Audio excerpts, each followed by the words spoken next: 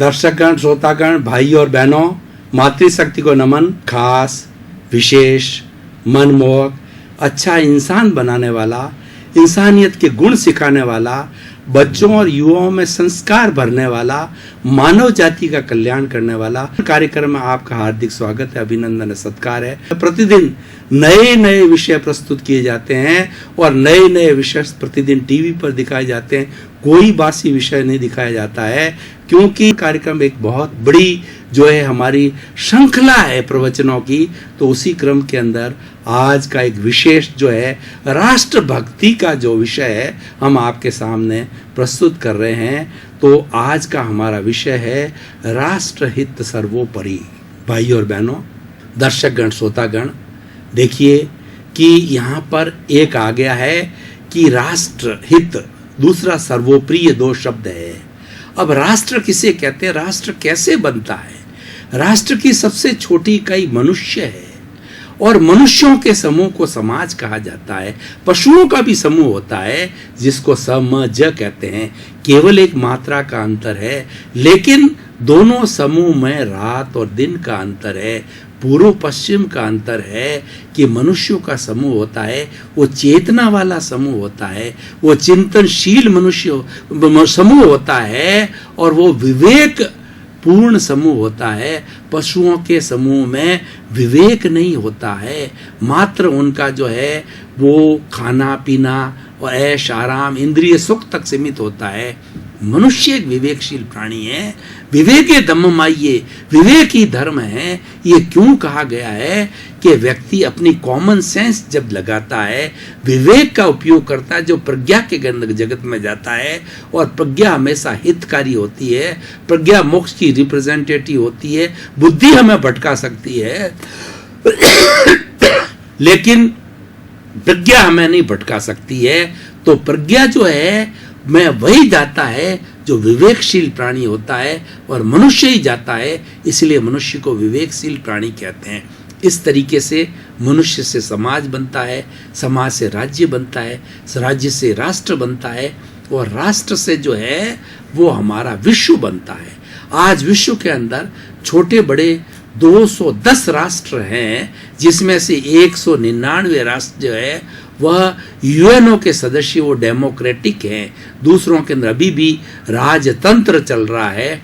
तो लगभग 200 देशों के समूह को यूएनओ कहते हैं। ये सृष्टि कहा जाता है, ये पृथ्वी कहा जाता है। तो अब हम राष्ट्र की बात आते हैं। जैसे भारत हमारा राष्ट्र है।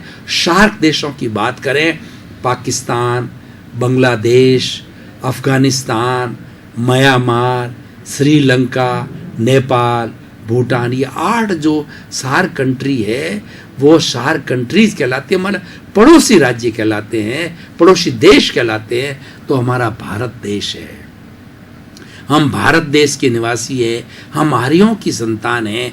हमें अपने देश पर गर्व होना चाहिए। और भाई और बहनों, दर्शकगण, श्रोतागण, मैं तो आपको कहना चाहता हूँ हम अत्यंत भाग्यशाली हैं कि हमने ऐसे आर्य देश के अंदर जन्म लिया जो कि विश्व का धर्म गुरु देश रहा है, आज भी है और आगे भी रहेगा। क्यों? कि हमारा जो राष्ट्र है अहिंसा प्रधान राष्ट्र है। आप हिंदुस्तान का 2000 साल का इतिहास उठा करके देखिए, हम गुलाम रहे लेकिन हमने चलाकर किसी पर आक्रमण नहीं किया। किसी ने, चाहे शक हो, हूण हो, मुगल हो, खिलजी हो, डच हो, पुर्तगाली हो, चाहे ब्रिटिश हो, सब ने हमारे पर आक्रमण किया तो हमने मुंह तोड़ जवाब दिया। हमारे राजा महाराजा वीर है, योद्धा है।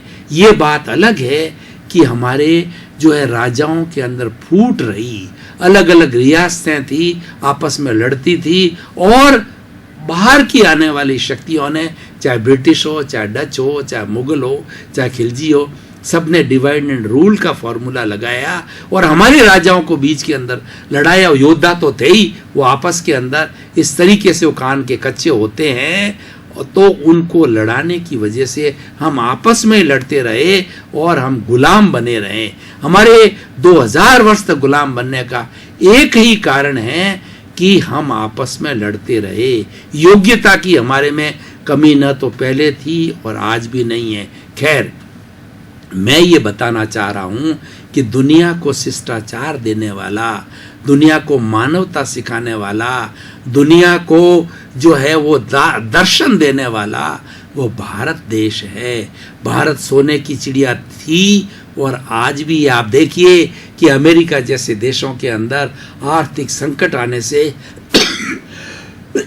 बैंकें हिल गई, उनका देवाला पिटने लग गया, लेकिन ऐसी स्थिति ने भी भारत के अंदर कोई भी परिवर्तन नहीं आया, क्योंकि हमारा भारत है, अनेकता में एकता है, डाइवर्सिटी, यूनिटी अमॉन्ग डाइवर्सिटी है। भारत में अनेक जातियां हैं, अनेक धर्म हैं, अनेक संस्कार है, अनेक पूजा पाठ है, अनेक रिचुअल्स हैं, अनेक तौर तरीके हैं, अनेक वेशभूषा हैं, लेकिन सब कुछ होने के बाद भी जब भारत का तिरंगा झंडा सामने आता है तो हम यूनाइटेड हो जाते हैं। भाई और बहनों, दर्शकगण, श्रोतागण, मैं आपको महात्मा गांधी का जो नारा था कि अंग्रेजों देश छोड़ दो, भारत छोड़ो आंदोलन चालू किया, और जब साउथ अफ्रीका के अंदर उनकी इंसल्ट की गई 1910 के अंदर, तो और उनको जो है काला होने के कारण श्वेत लोगों ने ट्रेन से नीचे पटक दिया और भी कई तरह की इंसल्ट करी, तो उन्होंने भारत में आकर के ये ठान ली कि मुझे स्वराज चाहिए, मुझे स्वतंत्रता चाहिए, और उन्होंने पूरा जीवन कस्तूरबा सहित जो है उसके अंदर होम दिया। कल मैं दिल्ली में था तो बा कस्तूरबा 100 बापू 150 जो है जयंती 2019 के अंदर मनाई जाने वाली है। और भाई और बहनों, दर्शकगण, श्रोतागण, मैं आपको कहना चाहता हूं कि महात्मा गांधी ईश्वर के बाद कोई ऐसा व्यक्ति है जो कि बहुत बड़ा विश्वसनीय है और जिसका बहुत बड़ा चरित्र है, तो वो गांधी है, महात्मा गांधी है, और उसने भारत में जन्म लिया, उसको विश्व मान रहा है, और उसी विश्व ने यूएनओ के अंदर, क्योंकि महात्मा गांधी ने जो देश को आज़ादी दिलाई वो सत्य और अहिंसा के आधार पर, सत्याग्रह के आधार के ऊपर अड़े रहे, अहिंसा के आधार पर आज़ादी दी। ये विश्व के अंदर एक बहुत बड़ा उदाहरण है। उसी को प्राप्त करके नेल्सन मंडेला ने अपने देश को, जो अश्वेत की लड़ाई को भी अहिंसा के रूप में लड़ा, ओबामा उसके उदाहरण है, अहिंसावादी, मतलब अहिंसा को टूल बना करके और अहिंसा और सत्य को टूल बना करके, जैसा महात्मा गांधी ने आज़ादी प्राप्त की। आज बहुत से राष्ट्र उसी लाइन के ऊपर, मार्क्स के क्रांतिकारी उस लाइन के ऊपर चल रहे हैं और वो सारे डेमोक्रेटिक होने लगे हैं। तो मैं ये कहना चाहता हूँ कि राष्ट्रहित क्या होता है, वह जब ये आंदोलन छिड़ा कि हम जो है अंग्रेजों भारत छोड़ दो, तो हमारा तिरंगा झंडा लेकर के बच्चे, बूढ़े, युवा, महिलाएं, गांव के अंदर जो है एक जन क्रांति आई, पूरे भारतवर्ष के अंदर आंदोलन छिड़ाया और उनके ऊपर गोलियां बरसाई गई, अत्याचार किए गए, जेलों में ठूसा गया, जलियांवाला बाग जैसा जो एक कुएं के अंदर हजारों लोगों को जो है डाल करके, और उनके ऊपर डायर नाम के वो वहाँ के अंग्रेज ने उनके ऊपर गोलियां चलाई। कितनी प्रतर्षना की जाए उनकी। शहीद भगत सिंह जैसे और से बहुत से उनके साथियों ने जो है वो सूली पर चढ़ करके और वहाँ वंदे मातरम कहते गए और जय भारत के नारे लगाते गए। वंदे मातरम ये हमारा झंडा और वंदे मातरम भारत माता की जय के आधार पर जो देश को आज़ादी मिली है, वो कैसा माहौल था उसका मैंने आपको चित्रण किया। यानी उस वक्त हमारा देश हित सर्वोपरि हो गया था। हमने, महात्मा गांधी ने ठाना कि ये लोग हमारे साथ के अंदर जो बुरा व्यवहार करते हैं, हमारी धरती, हमारा पानी, हमारी व्यवस्था और हम पर ही राज करते हैं, हमारी क्या जरूरत है उसके लिए। हमें स्वयं का जीवन जीना है, स्वराज्य प्राप्त करना है और देश के हित को सर्वोपरि रखना है, देश के सभी भाइयों का सर्वोदय करना है, सबको समानता का अधिकार मिले, सबका उदय हो, सभी भाईचारे से रहें और हम अपनी व्यवस्था और प्रजातंत्र के रूप में चलाएं। प्रजातंत्र लोकतंत्र के रूप में चलाएं। लोकतंत्र का उन्होंने जो महात्मा गांधी ने नारा दिया कि हमारे देश की व्यवस्था हमारी जनता के द्वारा, जनता से और जनता के लिए है, यानी प्रमुख जनता है। तो देश हित सर्वोपरि मतलब जनता हित सर्वोपरि है। और जहाँ देश हित की बात आती है, लोगों ने कुर्बानियां दी, तो हमें भी आज ये समझना चाहिए देश हित की बात होती है तो अपना स्वयं का हित जो है वो अलग रखना चाहिए, सैक्रिफाइस करना चाहिए कि मेरे देश के लोगों को मेरे द्वारा कोई भी कष्ट नहीं हो। मैं कोई भी प्रवृत्ति करता हूँ, मैं कोई भी व्यवसाय करता हूँ, उससे अगर मेरे भाइयों का शोषण होता है, भाइयों के स्वास्थ्य के ऊपर बुरा प्रभाव पड़ता है और उनको कोई कष्ट होता है, तकलीफ पहुँचती है, तो ऐसा कार्य नहीं करना चाहिए। और समाज कंटक ऐसे लोग होते हैं जो कि ऐसा कार्य करते हैं, वो देश के हित को वो सर्वोप्रिय नहीं समझते हैं, वो देश के कंटक कहलाते हैं, वो बहुत बड़े शोषक हैं। वो देखिए ऐसी ऐसी ड्रग्स बनाते हैं और उस ड्रग्स को जो है विदेशियों के हाथों से लेकर के, और हमारा जो युवा वर्ग है उसको जो है नपुंसक बना रहे हैं। कॉलेज में, यूनिवर्सिटियों के अंदर, स्कूलों के अंदर वो भेजी जा रही है और वो ऐसी ऐसी ड्रग्स भेजी जा रही है जिसके स्मैक है और कितनी बहुमूल्य होती है। उसके कारण क्या होता है कि जो कोई एक बार बच्चा लेना चालू कर देता है उसको लत पड़ जाती है, और उसी समय के ऊपर लत पड़ने से रोटी मांगे ना मांगे शरीर जो है उस ड्रग को मांगने लग जाती है। वो फड़फड़ाता है, छटपटाता है, और जब उसको वो ड्रग मिलती है, चाहे अफीम हो, चाहे डोडे हो, चाहे कोई भी तरह ऐसी चीज मिलती है, तब जाकर के उसको शांति होती है।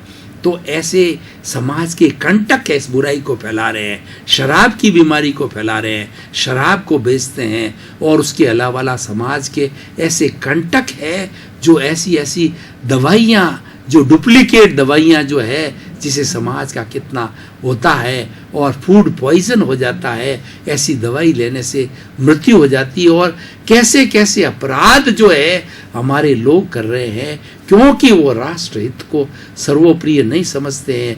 वो कोई ऑपरेशन के लिए जाते हैं, ऐसे लालची लोग डॉक्टर होते हैं, किसी का हार्ट निकाल देते हैं, किसी किडनी निकाल देते हैं, 2 किडनी में से 1 किडनी में सर्वाइवल हो जाता है, और उसको लाखों करोड़ों रुपयों के अंदर वो बेच करके काम करते हो। 2 अंग होते हैं, 1 अंग को निकाल देते हैं। इस तरीके का अत्याचार हमारे देश के अंदर लोभ के लिए हो रहा है, धन कमाने के लिए हो रहा है, धन के माध्यम से बड़ा बनने के लिए हो रहा है। चाहे और कितना बैंकों के आज घोटाले कर रहे हैं, चाहे बाद में उनको जेल मिले, जेल में वो सड़ते रहें, फांसी मिले, उसकी चिंता नहीं करते हैं, लेकिन अति लोभ करते हैं। अति लोभ जो है वो गला कटाता है। कहावत है कि लोभ जो है वो गला कटाता है, यानी वो एक पाप है जिसका घड़ा कभी न कभी फूटता है। तो भाई और बहनों, दर्शकगण, श्रोतागण, मैं ये कहना चाहता हूँ, देश हित को सर्वोप्रिय रखना चाहिए। आपका शरीर है, आपका परिवार है, और आपके माता पिता है, और भी आपका देश है, राष्ट्र है। तो रोटी, कपड़ा, मकान, शिक्षा, चिकित्सा, जो मूलभूत आपकी आवश्यकता है, उसको नैतिक तरीके से आप खूब कमाइए, आराम से कमाइए, और नैतिक तरीके से अगर ईश्वर आपके पुण्य संचय किए हुए हैं, आप करोड़पति बन जाते हैं, अरबपति बन जाते हैं। मैं आपको एक उदाहरण देना चाहता हूँ भाइयों और बहनों, देश हित की बात कर रहा हूँ, देश हित नहीं, विश्व हित की बात करता हूँ कि बिल गेट्स नाम के जो है विश्व के सबसे धनाढ्य व्यक्ति हैं, वो विश्व हित की बात करते हैं, देश हित सर्वोपरि से भी आगे जाते हैं। उनके कितनी संपत्ति है उनको खुद को पता नहीं है, और लेकिन उनका स्वयं का जीवन देखिए, इतना सादगीपूर्ण जीवन है कि वह जो है वो अपना आय का मात्र 1-2% अपने परिवार के लिए, भरण पोषण के लिए लगाते हैं। वही 50 साल पुराना मकान, वही गाड़ी, वही बेडरूम, वही रहने का, लेकिन वो ईश्वर के दूत हैं, वो परोपकारी है, वो देश हित की बात करते हैं, विश्व हित की बात करते हैं, और सारा पैसा जो है वह समाज कल्याण में लगाते हैं, ट्रस्ट के माध्यम से जनता की भलाई के लिए लगाते हैं। देखिए आजकल राष्ट्रवाद को बुरा कहा जा रहा है और लोग कहते हैं राष्ट्रवाद जो है ये अच्छा नहीं है, अब हमको वैश्विक स्तर पे जाना।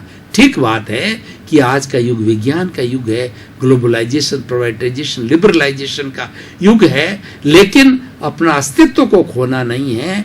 हमें राष्ट्र का हित करते करते हम विश्व की व्यवस्था के खिलाफ नहीं हैं, हम विश्व के सदस्य हैं, हम यूएनओ के सदस्य हैं, हम विश्व का एक विश्व साम्राज्य चाहते हैं। ऐसे लोगों की सरकार चाहते हैं कि वो 199 जो देश के लोग हैं वो भी एक प्रजातंत्र के रूप में अपने इलेक्शन करके और एक विश्व सरकार बनाए, ऐसी सरकार बनावे जो अहिंसा की स्थापना, जो 2 अक्टूबर प्रतिवर्ष अहिंसा दिवस जो मनाता यूएनओ, जो कि महात्मा गांधी से लिया गया, ये भारत की थाती है, ये भारत के धर्म गुरु होने का जो एक लक्षण है। और दूसरा हमारा योग है। हमारे वर्तमान के प्रधानमंत्री श्री नरेंद्र मोदी भाई ने प्रधानमंत्री बनते ही जो है उन्होंने पूरे विश्व के सामने जो है उनको जो 15 मिनट का टाइम दिया गया, लेकिन वो अच्छी बातें बता रहे तो उनको 35 मिनट और एक्सटेंड करके दिए गए। उन्होंने बताया कि मेरी इंडिया की फिलॉसफी है वो योग की फिलॉसफी है। हमारे ऋषि मुनियों ने भारत के अंदर ऐसे संस्कार रखे, ऐसी नींव रखी कि वो शरीर के परे गए, वो प्रज्ञा के जगत में गए, ये योग के अंदर गए, वो आत्मा के जगत में गए कि शरीर तक सीमित नहीं रहना है, शरीर के परे भी हमारी आत्मा का जगत है, योग का जगत है। वो उन्होंने जिया और उसकी फिलॉसफी का जो है उन्होंने सारा विस्तार किया, उसकी विवेचना की और पूरा एक सिस्टम बनाया।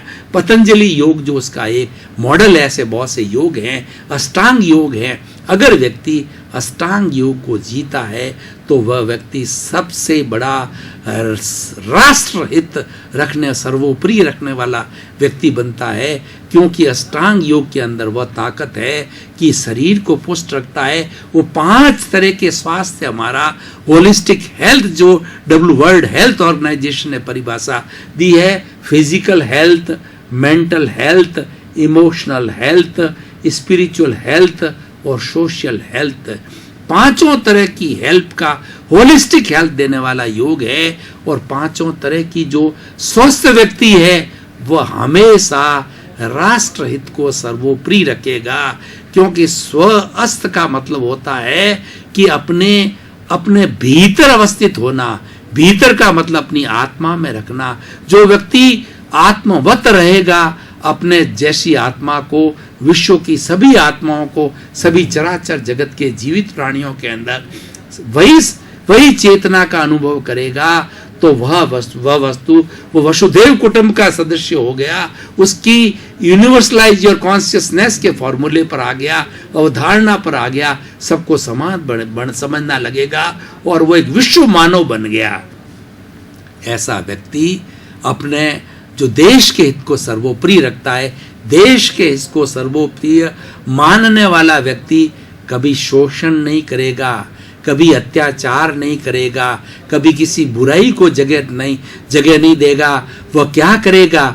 वह परोपकार करेगा, अपना तन मन धन समाज के लिए लगाएगा, समाज सेवा के लिए लगाएगा, परोपकार करने के लिए लगाएगा। और उसका अगर बहुत बड़ा स्तर है तो वह राष्ट्र हित में लगाएगा। मान लीजिए मेरे जैसा प्रोफेसर व्यक्ति है, जिसको कि पढ़ा लिखा है, जिसके पास ज्ञान है, अनुभव है, मैं 20 साल से वानप्रस्थ जीवन जी रहा हूँ, तो हजारों एपिसोड जो के माध्यम पे मैंने अपने समाज के कल्याण के लिए, देश हित के लिए, मानव हित के लिए, वैश्विक हित के लिए जो है मैंने अपनी बात को रखा है, ताकि कि उसके माध्यम से जो हमारी पीढ़ी है, युवा पीढ़ी है, उन संस्कारों को ग्रहण करे और वो एक ऐसे भारत का निर्माण करे, ऐसे विश्व का निर्माण करे जो वसुधैव कुटुंबकम की अवधारणा पर आधारित हो। हम सभी भाई हैं, सभी मानव हैं, और ऐसा मानव धर्म की स्थापना करे